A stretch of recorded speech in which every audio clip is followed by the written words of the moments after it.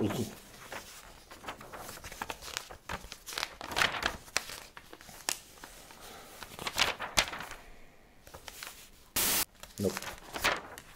Nope. Nope. Nope, nope, nope. This is ugly. This is even more. Jesus Christ.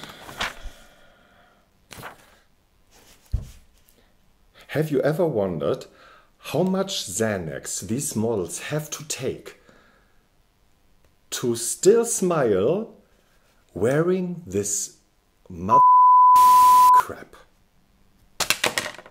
Welcome to episode 2 of The Real Crochetter.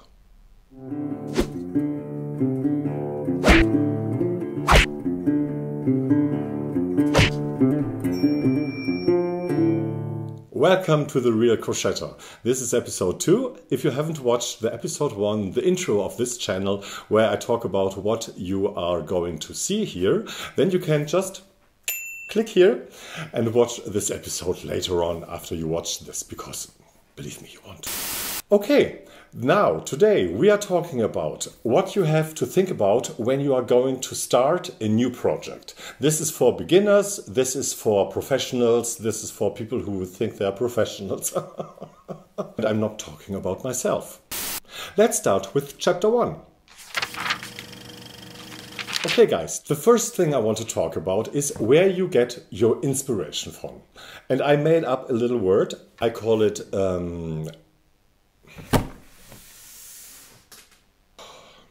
crochet media. It's not that hard.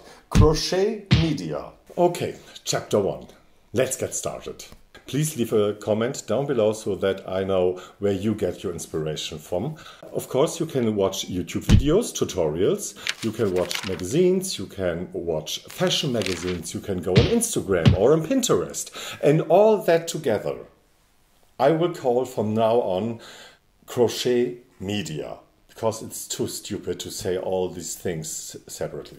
So you go to crochet media and then, on a special day, or because you are feeling like it, you see something, oh my God, I have to do this, I have to do this. But how?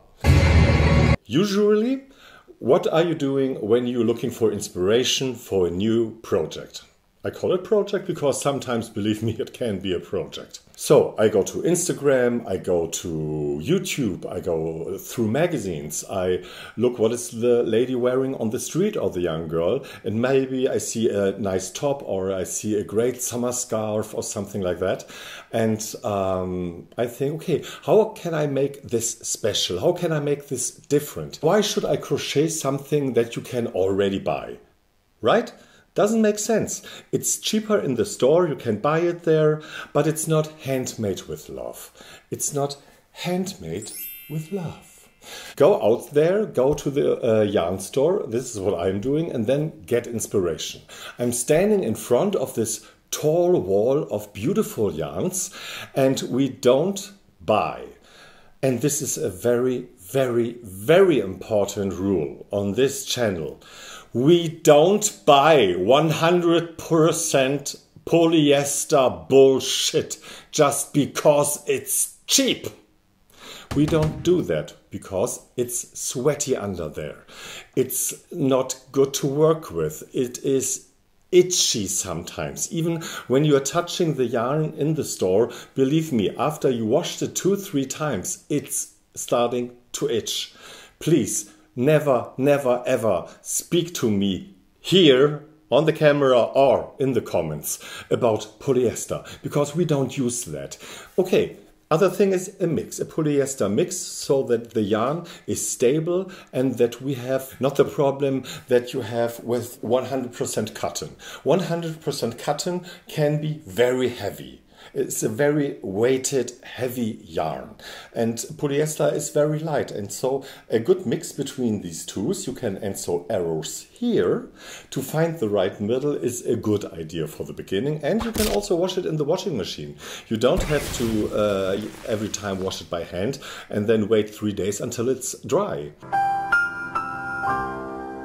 So let's see.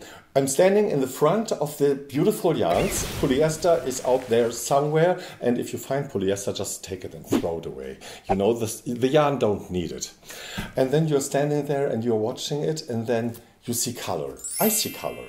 And I'm wondering, okay, I saw this lady on the streets wearing this beautiful scarf, and I would like to recreate it, but a little bit bigger, a bit longer, and not in this ugly color that this woman was wearing it. And then I see, as if a spotlight from outside is shining through the store and right to your yarn. Jesus, I'm so excited. And then there is my yarn, and then you see, okay, which color do I choose? Is it a project that I want to do for me? Is it a project that I want to do for someone else? Is a birthday coming up, or is Christmas coming up? And I know exactly that a special person in my life would love to have something like that. These are all things that are going through my mind, and I know I sound like a crazy person, maybe I am, right, Beate? But this is the thing that my head is going through when I go to a yarn store. And you cannot forget, we are not in America, unfortunately, where you have Michael's, you know, the really, really big stores, where you get rows of yarn. No, here in Vienna, it's a little bit different. And in another video that's coming on later, I show you what it's like buying yarn here in Vienna, Austria.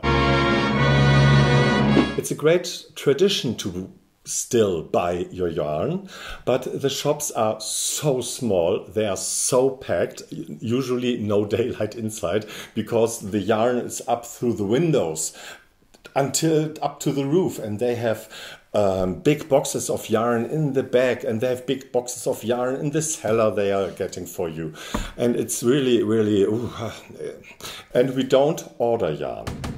This is something we also never do on this channel. We don't order yarn that we don't know or never have to work with. You can buy your yarn, of course, on Amazon, for example. They have a huge selection of yarns, and when you know the brand and you know the color slightly, then you know what you are getting.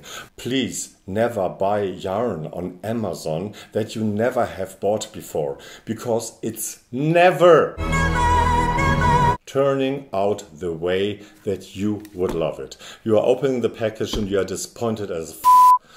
But this is a tricky thing with ordering yarn. So I always like to go to the shop and touch the yarn. I know in these days it's maybe not appropriate, but I don't give a. And then you are home with your yarn. And then you have your yarn that you can try out. And maybe you bought even a new hook, because you realize, oh my God, I just have metal hooks at home, but I don't have a wooden hook. I never worked with a wooden hook before, and so I love this yarn so much, and it was so expensive. I put extra work in, and I'm trying, okay, how does this work with a metal hook or with a wooden hook or even with a plastic hook? Some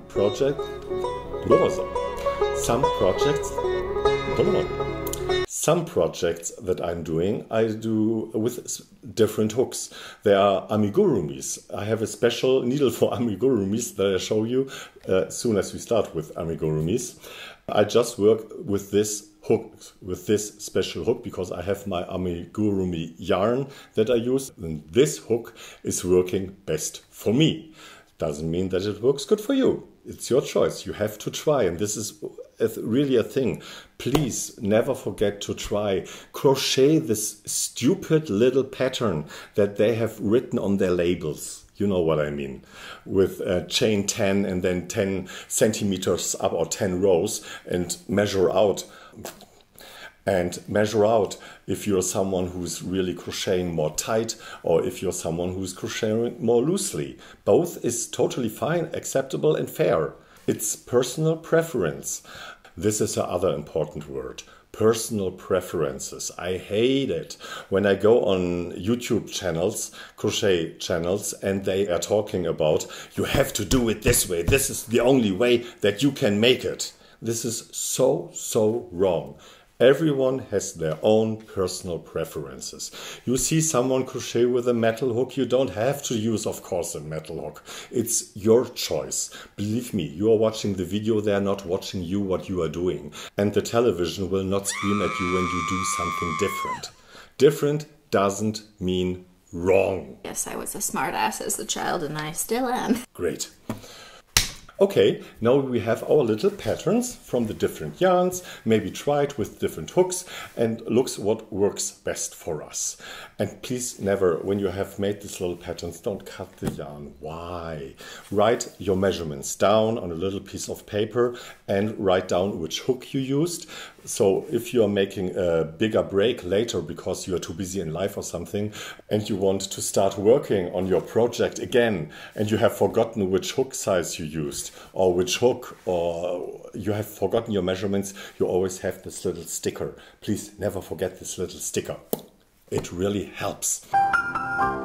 I have usually more than one project at the same time that I'm working on. So I have little bags, and in every bag there's a little sticker there, and there's my measurements, there's my hook size and what kind of hook I used. And so I know every time when I go back to this project, how can I continue? Or even when you have a pattern that you are in the middle of this pattern, I always write down the YouTube time. When I have found a nice pattern on YouTube, I write down the time. I think this is very helpful that you don't have to look, oh my god, in which row I was, or you know what I mean. Okay, and then you are prepared. Of course, you have a needle, a tapestry needle for sewing in at the end of the project, because I know so many people and this is so sad every time when they are during their project are sewing in their loose ends, and then they have to open it up because they found a mistake or because the measurements in the end are not really right there, and they say, oh no, I don't want to, but I have to, and then you open it up. But when you have sewn in the ends of the yarn, it's a little bit difficult, so I always sew them in at the end of the project. But this is something you don't have to worry in the beginning, of course, so just get started with your yarn from your favorite shop. Even write down where you have bought it, because especially again America, I think there are so many different stores where you can buy yarn, not only Michael's, and this is not sponsored or something like that. Oh my god, that was the first time I could mention a sponsoring on YouTube on my own channel, but I don't have a sponsor, not yet. Okay, these are my first thoughts I want to give you for this video, how my mind works. Oh my god, no one will subscribe. Now they know how my mind works. It's maybe a little bit all over the place, but this is for me something that is very emotional, and it's with a lot of passion, because I love to crochet. So I think I gave you a good idea on how my mind is working, on how I start a project. Maybe there are some informations for you that you can use, or maybe you're trying out for your next project. Maybe for a next project that you see here on this channel. I'm so clever, I could throw up. Okay guys, this is all for episode 2 from The Real Crochetter. Again, we haven't crocheted a single double crochet so far, but it's important for me to give and talk about a few informations and a few things I want to give to you in the beginning before we start. I hope this is okay for you. If you have any questions, as usual, please write down in the comments, leave a like, subscribe to the channel and ring the bloody bell. So I hope you got some valuable information from this video. I see you in the next video from The Real Crochetter, and soon we will start our first project together, and I'm so excited for it, because when you think no one would crochet this on YouTube, believe me, there is one idiot who will do it. And I'm not talking about my dog. Have a nice day, have a nice evening, have a nice morning. See you next time, guys. Bye. We met before. This is not my first rodeo in front of a camera. Bazaar. It was not charming. I have to be charming. I have to be charming. This is YouTube. I have to be charming. No, I'm not pregnant. I have a clear mind. I have a clear vision on what this video should be and what this video will be. Believe me, I know what I'm doing. I'm a professional. I know what I'm doing here. Okay, I want to introduce to you... I want to introduce today...